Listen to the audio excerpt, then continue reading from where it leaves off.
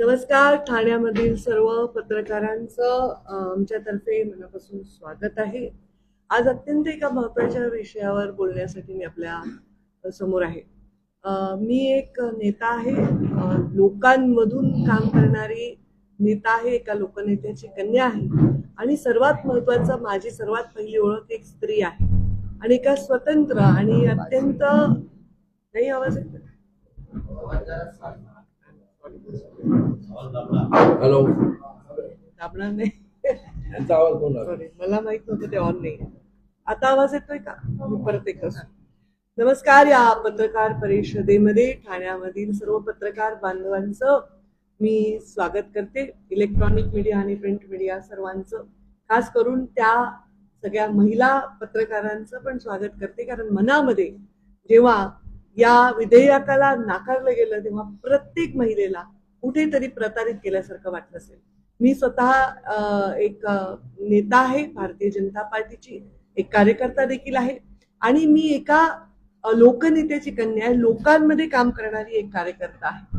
आणि हे सगळं करण्याच्याही पूर्वी मी सगळ्यात पहिली माझी ओळख जेव्हा मी जन्म घेतला ती स्त्री म्हणून मी जन्म घेतलेला आहे. आणि मी स्त्री म्हणून कुठल्याही अंशाने कमी नाही हे विचारांनी मी वाढलेली आहे. पण जेव्हा राजकारणामध्ये आपण काम करतो तेव्हा स्त्रीला तिच्या अधिकाराच्या, तिच्या आतापर्यंत तिने जे कष्ट केले त्याचं फळ मिळालं पाहिजे यासाठी अनेक दशकं आपण बोलत आहोत आणि आपण हे म्हणत आहोत की महिलांना राजकारणामध्ये आरक्षण मिळालं पाहिजे.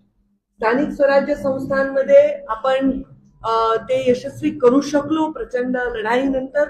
पण आता विधानसभेमध्ये, लोकसभेमध्ये, पॉलिसी मेकिंग मध्ये स्त्रियांचा मोठा सहभाग असला पाहिजे. यासाठी हे आरक्षण अत्यंत महत्वाचं आहे. मी जेव्हा रोज सकाळी घरातून निघते मी देवाला हात जोडते आणि रोज म्हणते, या देवी सर्वभूतेषु शक्तिरूपेण संस्थिता नमस्तस्यै नमस्तस्यै नमस्तस्यै नमो नमः. याचा अर्थ काय आहे? या प्रत्येक गोष्टी आपल्या असं म्हणतात जे आहेत ते प्राणी आहेत, माणूस आहे, प्रत्येक जीवामध्ये देवीचा अंश आहे. आपण या संस्कृतीत वाढले असताना मला तर प्रत्यक्षात महिलेला 33% आरक्षण मागायची वेळ आली. आपण आरक्षण देणारे कोण? आपण त्यांची जागा ठरवणारे कोण? ही वेळ आलेली आहे. ती मधल्या काळात महिलांची झालेली कुचंबणा, महिलांना नकारल्यामुळे आणि महिलांना दाबून ठेवल्यामुळे झालेलं आहे. आणि हे भारतीय जनता पार्टीला कधीही मान्य नाही. आमचे नेते प्रधानमंत्री नरेंद्र मोदी, त्यांच्या कामामध्ये सर्वात महत्वाचं स्थान असतं वंचितांना मुख्य प्रवाहात आणणं. यासाठी सदैव ते वंचित समाजांना मुख्य प्रवाहात आणण्यासाठी काम करत असतात. त्यांना मात्र जेव्हा काम करायचं असतं तेव्हा मुख्य प्रवाहात आणण्यासाठी प्रयत्न करावे लागतात. सीओची जागा द्यायची, एखादी मुख्य जागा द्यायची, तेव्हा महिलेला देताना 10 वेळा विचार केला जातो. प्रयत्न करताना ती कुठेही कमी नसते, मेरिटमध्ये ती कुठे कमी नसते, पण तिला संधीची मात्र कमी आहे. आणि ही संधीची कमी झाली पाहिजे, संधी त्यांना मिळत गेली पाहिजे. यासाठी सदैव प्रयत्नशील राहणारे आमचे प्रधानमंत्री नरेंद्र मोदी यांनी या विधेयकाला ज्या पद्धतीने विरोध झाला त्याच्याबद्दल तीव्र दुःख व्यक्त केलेलं आहे. हा महिलांचा भविष्यात होणाऱ्या नेतृत्वाच्या भ्रूणाची हत्या करण्या एवढा पातक आहे.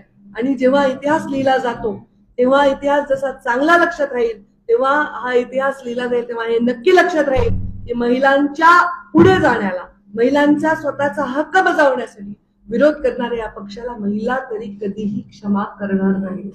आणि म्हणून याबद्दल तीव्र निषेध व्यक्त करण्याची गरज आहे. हे लोकशाहीच्या मार्गाने विधेयक आणत असताना बहुमत न मिळू देणारा प्रयत्न करणारे लोकांविषयी आश्चर्य वाटत असताना ते नाही झालं विधेयक यशस्वी, त्याच्यावर त्यांनी सेलिब्रेट केलं, त्याचा जल्लोष केला.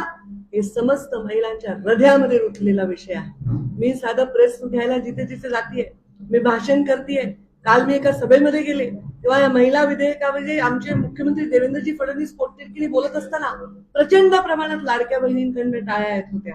त्यांना वाटत होतं की हो, आम्ही या प्रवाहात असलं पाहिजे, आम्हाला समान संधी आमचा अधिकार आहे आणि ती संधी आम्हाला नाकारणाऱ्या लोकांना महिला क्षमा करणार नाही. आणि म्हणून याच्यामध्ये एक जनजागृती झाली पाहिजे. महिलांकडनं हा विषय महिलांपर्यंत पोहोचलेलाच आहे, त्यांची मागणी आली पाहिजे.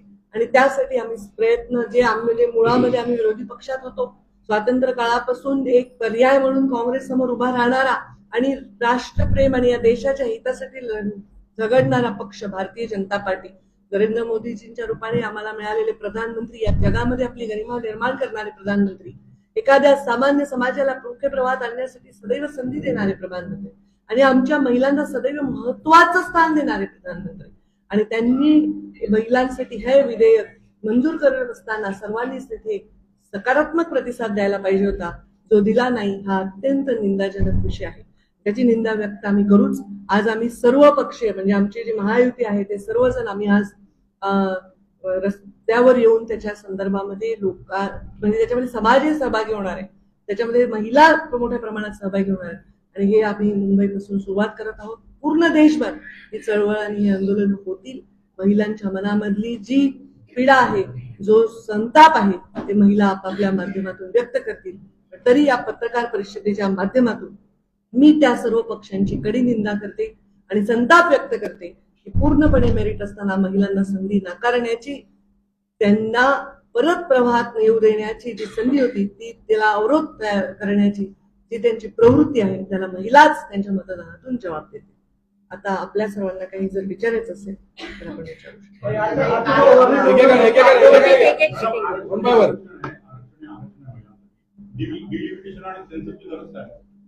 डिलिमिटेशन हा आपल्या प्रक्रियेतला एक भाग आहे. जेव्हा आपल्याकडे लोकसंख्या वाढते आणि आपण डिलिमिटेशन करतो, म्हणजे आपण आपल्याला त्याच्या बाउंड्रीज मतदारसंघाच्या निश्चित कराव्या लागतात, आणि हे न करता आपण ते करू शकणार नाही. त्यामुळे तो एक त्याच्यातला एक तांत्रिक मुद्दा आहे. डिलिमिटेशन ही पर्यायाने वेळोवेळी होत आलेलं आहे, मागेही डिलिमिटेशन झालेलं आहे. तर डिलिमिटेशन ही पर्याय आपल्यासाठी अत्यंत महत्वाचा होता आणि ते करणं गरजेचं होतं. त्याच्याशिवाय आपण हे मतदारसंघ रेखाटू शकत नाही. मॅडम, त्याप्रमाणे काल मुख्यमंत्र्यांनी पत्रकार परिषद घेतली आणि आवाहन केलं की माझ्या स्तराच्या कोणत्याही नेत्याला माझ्या समोर आणा आणि मी डिबेटला तयार आहे. तर हे जे चॅलेंज आहे ते सुप्रिया सुळेंनी स्वीकारलेलं आहे. मग आता ते डिबेटला बसतील आणि जग पाहिल.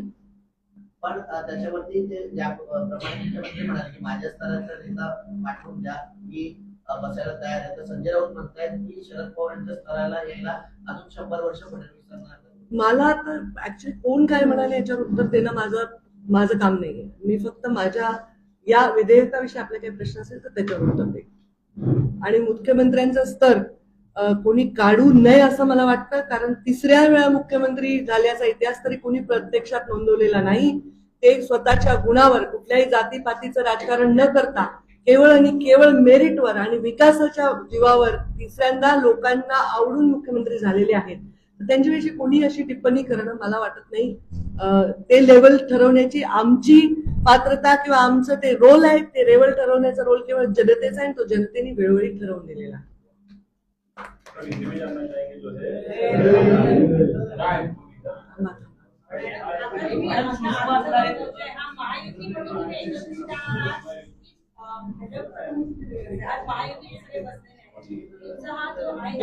जिथे विधेयक जर आपण लक्षात घेतलं, त्या विधेयकामध्ये महायुतीची भूमिका सोबत आहे आणि महिलांच्या बद्दल महायुती सोबत आहे. या महिलांनी लाडकी बहीण, महिलांसाठी लाडकी बहीण महायुतीने दिलेली आहे. महायुतीचं सरकार महिलांनी आशीर्वाद देऊन निवडून आले. आम्ही महायुती म्हणून महिलांसाठी सदैव लढतो.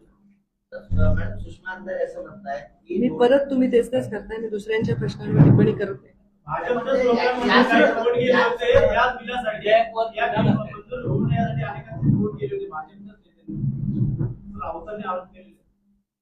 त्यांनी ते दाखवावे, याच्यावर मी बोलणं मला नाही. मी कोणाचं ऐकलेलं नाही त्याच्यावर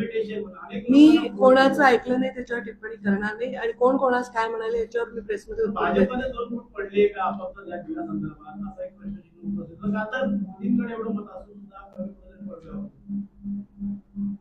मला या विधेयकावर कोणाला काय विचारायचंय का? विधेयकाचा अभ्यास करावा लागेल. विधेयकावर प्रश्न विचारण्यासाठी आपण विधेयकावर बोला. विधेयकावर तुम्हाला काय, हा प्रश्न निरर्थक आहे, कारण ह्याच्यामध्ये भारतीय जनता पार्टी आणि भारतीय जनता पार्टीचे मित्र पक्ष सोबत आहेत. त्यामुळे हे मतदानावर असतं. त्यामुळे असं काही बोलणं हे म्हणजे अभ्यास शून्य आहे. तुमच्यापैकी कोणी पत्रकारांना काही प्रश्न नाही विचारायचे? महिलांना काही विचारायचं नाही का? मी रिपीटेडली एकाच व्यक्तीबरोबर नाही बोलू शकत. आपल्याला 3 प्रश्न दिले, आपण नवीन कोणाला तरी विचारू. आपण पत्रकार आहात, हो हो आम्ही इकडे कसे आले आपण? राहायला नको सर. हा, आता आपला प्रश्न विचार. त्याचा प्रश्न असा होता की ते विधेयक का मंजूर झालेलं नाही हे जाणून घे. सगळ्यांना ते कळलं पाहिजे का मंजूर झालेलं नाही. हे सगळ्यांना कळलंय, त्यांनाच फक्त नाही कळलं. तर आम्हाला पण नाही कळलं, आम्ही नाही कळलं. कारण ज्या पक्षांनी त्याचा विरोध केलाय त्यांनी मतदान नाही केलंय, त्याच्यामुळे मंजूर नाही झालं.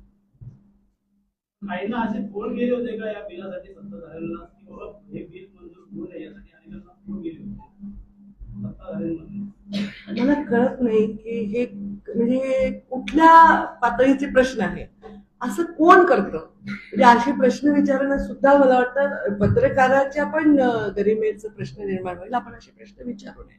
असं कोण करतं? असं कोणीही करत नसतं. त्यामुळे अशा निरर्थक चर्चांना उत्तर देण्यात काही अर्थ नाही. 2023 विधेयक आणि आताचं विधेयक यात फरक काय होता? 2023 मध्ये जेव्हा आपण महिला आरक्षण विधेयक मंजूर केलं त्यावेळी आपल्याला डिलिमिटेशन आणि काही केंद्रशासित प्रदेशामध्ये प्रत्येक जे आपल्या राज्यांमध्ये जे निर्णय लागू होतात किंवा जे कायदे लागू होतात ते चर्चेला तसे नसल्यामुळे त्यांच्याकडे पण महिलांना आरक्षण मिळावं हे आपण ऍडिशनल त्याच्यामध्ये घेतलेलं आहे. हे फक्त महिला हिताचं, याच्यात कोणाचं वैयक्तिक हित नाही. आणि जर कोणी म्हणत असेल की याच्यामध्ये कोणाला वैयक्तिक हित चालायचंय आणि आम्हाला त्याच्यामध्ये काहीतरी क्रेडिट घ्यायचंय, तर हे क्रेडिट घेण्याची संधी सुद्धा या लोकांनी घालवली असं महिलांना वाटत नाही का? कारण ह्याच्यामध्ये असं कोणाचं वैयक्तिक स्वार्थ असण्याचं काही कारण नाही. एखादा नेता असतो एखाद्या पदावर तेव्हा तो एखादा निर्णय घेतो, तो निर्णय त्याच्या अनेक वर्ष पुढे सुद्धा तो लागू राहतो. आणि त्यामुळे महिला आरक्षणाला समर्थन देऊन लक्षात ठेवण्याची संधी या लोकांनी घालवली. कारण मला वाटतं की हे महिला द्वेष्टे आहेत, महिलांनी पुढे येऊ नये अशा विचारसरणीचे पुरस्कर्ते आहेत आणि त्याच्यामुळे यांनी महिला आरक्षण मॅडम, निषेध केला जाणार नाही म्हणजे नेमकं काय केलं जातं? काय स्वरूप असेल आंदोलन? निषेध करण्यापेक्षा ज्या महिला विधेयकाला मंजूर करण्यासाठी प्रतीक्षा करत असणाऱ्या सर्व महिला आपली भावना, कारण आपल्याकडे एखादी घटना घडली की लोक मोठ्या प्रमाणामध्ये व्यक्त होतात, ते व्यक्त होत आहेत. आमच्याकडे सोशल मीडियाच्या माध्यमातून फोन करून व्हॉट्सअपवर संताप व्यक्त करत आहेत की असं यांनी का केलं. त्या सगळ्यांची भूमिका किंवा प्रतीक म्हणून आम्ही या पद्धतीच्या रस्त्यावर येणं किंवा वेगळ्या वेगळ्या ठिकाणी संमेलनं घेणं, याची जागृती करणं, याच्याकडे आमचं प्रचंड प्रमाणामध्ये आम्ही त्यांना सहकार्य करतो. आपल्याकडे अजूनही सत्ता पद्धतीचे संस्कार आहेत, तिथे कुठेतरी त्याचा परिणाम आपलं हे विधेयक नाकारण्याचा राज्यामध्ये झालेला आहे. मला असं वाटतं हे फक्त आणि फक्त असुरक्षिततेमुळे आहे. स्वतःच्या स्वार्थासाठी, स्वतःच्या पक्षाच्या अस्तित्वासाठी जगातील आणि आपल्या देशातील आपल्या भविष्याचं अस्तित्व ज्यांनी त्याचा केलाय त्यांच्या प्रवृत्तीमुळे हे होत असतं. खरं तर या विधेयकामुळे नुकसान कोणाचे होणार नाही, प्रत्येकाच्या समप्रमाणात जागा वाढणार आहे. उलट हे निर्णय प्रधानमंत्री नरेंद्र मोदीजींनी घेतल्यामुळे साऊथचे जे स्टेट आहेत त्यांचं नुकसान टळणार होतं. जे लोकसंख्येच्या प्रमाणामध्ये त्यांना वाटत होती भीती, अशा प्रकारचा भ्रम पसरवला जात आहे. तर असं कुठलीही गोष्ट न होता उलट त्यांना तेवढंच प्रतिनिधित्व त्यांचं मिळणार होतं. उलट काही अंशाने ते वाढण्याची शक्यता 100% आहे. आणि असं करताना उगीच भ्रम पसरवून कुठेतरी विरोधाला विरोध करून महिला नको पुन्हा प्रत्यक्षात येणार, कारण तिथं आपलं स्थान कसं आपल्याला बळकट करता येईल या भावनेतून हे केलं गेलेलं आहे असं मला वाटतं. Any question? आजही चूल आणि मूल हेच महिलांनी सांभाळलं पाहिजे. अशा प्रवृत्तीचे काही लोक आहेत की तुम्ही चूल आणि मूल सांभाळलं पाहिजे, अशा प्रवृत्तीचे आजही लोक आहेत. आजही लोक आहेत ज्यांनी महिलांनी बाहेर नाही यायला पाहिजे, निर्णय प्रक्रियेत त्यांनी अजिबात भाग घेतला नाही पाहिजे. कमवायला तर खांद्याला खांदा लावून महिलांनी कमवलं पाहिजे, कारण घर चालवायला आता अवघड होत आहे. पण तिने जे कमवून आलेला पैसा आहे त्याच्यातले 100 रुपये पण तिने खर्च करावे असे अधिकार न देणारे सुद्धा अजूनही प्रवृत्ती आहे. आणि मग हे जर पॉलिसी मेकिंग मध्ये महिलांचा सहभाग कमी असेल तर भविष्यात महिलांचं काय होईल हा प्रश्न नक्कीच आपल्या सगळ्या महिलांना तर नक्कीच पडला पाहिजे.